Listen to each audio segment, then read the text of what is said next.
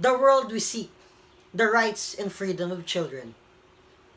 Ladies and gentlemen, it is my pleasure to welcome you to the High-Level Conference on Justice for Children, jointly organized by the European Union in the United Nations Children's Fund or the UNICEF. It is part of our continued support to neighboring and enlargement countries in establishing and reforming their juvenile justice systems. And it is also a reflection of the fact that we care for our children. In fact, for all the children. Before taking stock of the current state of play and what needs to be done in the future, let me underline my strong commitment to implementing the European Union's policy on the promotion and protection of children's rights.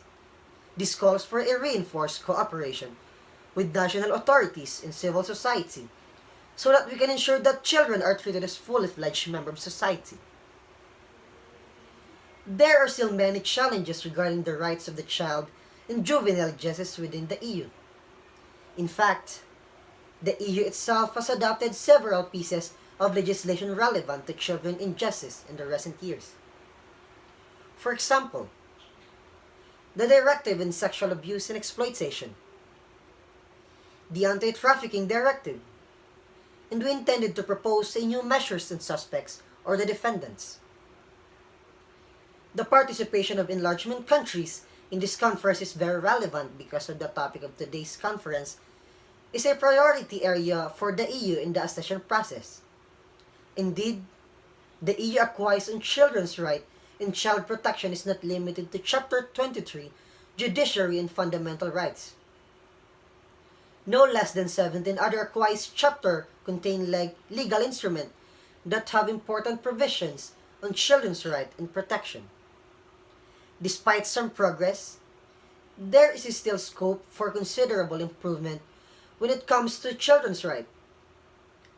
I am thinking in particular about the need to overcome institutionalization of children and to promote preventive mechanisms in support of families.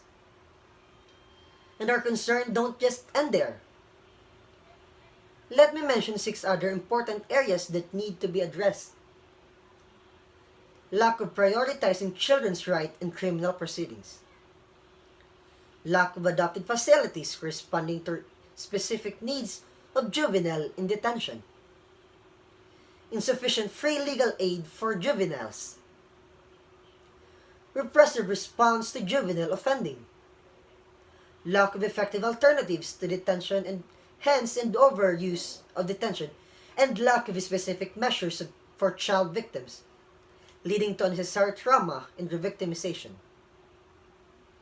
This is why it is so important that neighboring and enlargement countries not only adhere to international human rights standards, but they must also ensure the effective implementation of recent adopted criminal justice legislation, which in some countries is very progressive. Support for justice reform is one of the core pillars of the European Union's external action. It aims at ensuring judicial independence, impartiality, and integrity, increasing the performance, efficiency, accountability, and transparency of the justice sectors, improving access to justice for the poorest and the most vulnerable in improving detention conditions and introducing alternatives to imprisonment.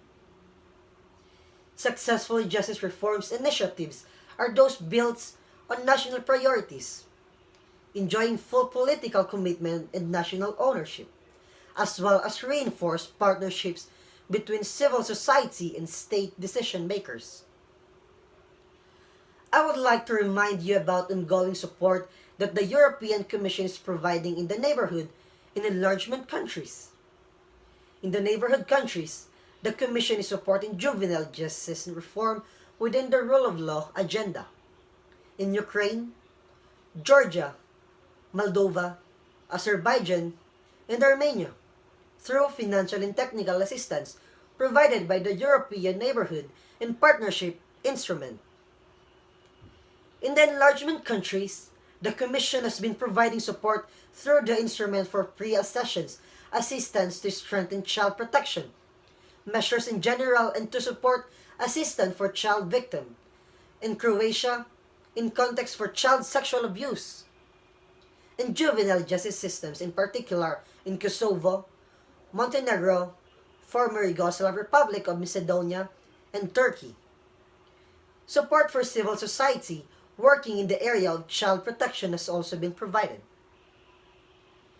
Enlargement countries are gradually aligning their legislation with the EU acquis. The Commission is monitoring this process intensively, including when it comes to the rights of the child in the different chapters. On this point, I would like to underline that data collection is an important part of the monitoring work. The European Commission supports enlargement in neighborhood countries to strengthen their statistical capacity so that reliable data is available to support modern policy making. We remain committed to supporting projects and policies that enhance child protection systems and strengthen the rights of children, including as victims or in a context of criminal proceedings. Recognizing that juvenile justice reforms is the key entry point for the promotion and protection of children's rights. EU support to date in advancing the juvenile justice reform agenda has focused on two areas.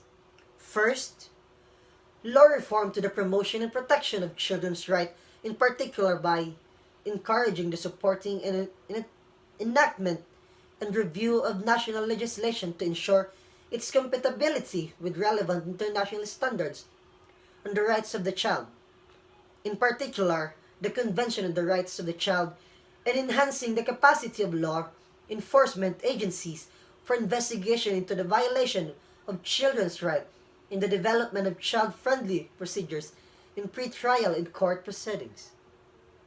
Second, combating and discouraging violation of children's rights, in particular by prohibiting violations of the children's rights and ill treatment of children in law, including criminal law, and ending impunity for violation of children's rights in taking effective legislative, administrative, judicial, and other measures to prevent violations of children's rights in the jurisdiction of the state and combat impunity for such violations. We do not work alone.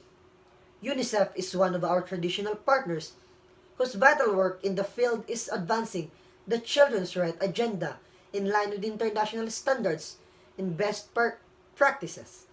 I am particularly proud of the cooperation that we have established with UNICEF to face the consequences of the Syrian crisis. When I was in Jordan recently, I went to the Saltar refugees camp and inaugurated a school run by UNICEF and funded by the European Commission. Through this concrete cooperation, we are giving children living in camps a semblance for normal life and the opportunity to acquire knowledge for rebuilding their lives. Through innovative approaches, research, know-how, and constant involvement, UNICEF has greatly contributed in advising countries on how to reform their juvenile justice system based on modern legislation, policies, and operation. Today, we have the opportunity to discuss our achievements, but also what remains to be done and how so that children can enjoy their rights and freedom in state can properly respond in their demand and expectations. That is work we seek. It is our mutual interest and our common goal. The children deserve nothing less.